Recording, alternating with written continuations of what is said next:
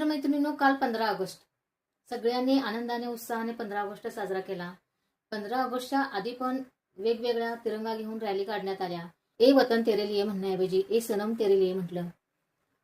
15 August दिवशी लाल किल्ल्यावरून आपले देशाचे पंतप्रधान नरेंद्र मोदी यांनी आपल्या पॉकेटला जो तिरंगा लावला होता, जे कलर लावले होते, ते त्याचा क्रम चुकला होता. ते व्हिडिओ व्हायरल झाले होते. शिवाय काही जण तर एवढे देशभक्तीमध्ये एवढे तल्लीन झाले होते की त्यांना हा स्वातंत्र्य दिन कितवा आहे हे माहिती नव्हतं. आणि काही ठिकाणी तर आपला स्वातंत्र्य दिनाचा तिरंगा झेंडा हा काल फडकवायचा सोडून त्यांनी चक्क आपल्या पक्षाचा झेंडा फडकवला. उच्च पदावर असलेल्या लोकांनी बेजबाबदार वक्तव्य केली.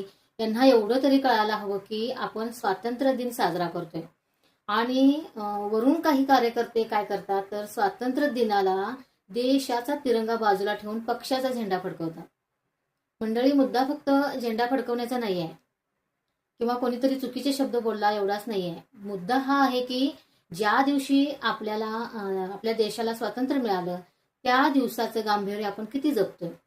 ज्यांनी या देशासाठी रक्त सांडलं, तुरुंगवास भोगला, हाल अपेष्टा सहन केल्या, आपल्या प्राणाची आहुती दिली, त्यांनी आपल्याला हा देश सोपवलेला आहे.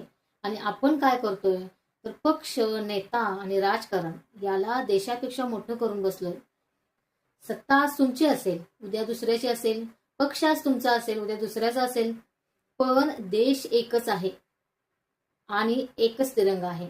म्हणून स्वातंत्र्य दिनाच्या दिवशी तरी पक्ष बाजूला ठेवून आणि देशाला पहिलं स्थान द्यायला पाहिजे. कारण हा तिरंगा कोणत्या एका पक्षाचा नाही, हा आपल्या सगळ्यांचा, भारतीयांचा आहे. आणि हा तिरंग्याचा मान प्रत्येकाने राखलाच पाहिजे. तुम्हाला काय वाटते?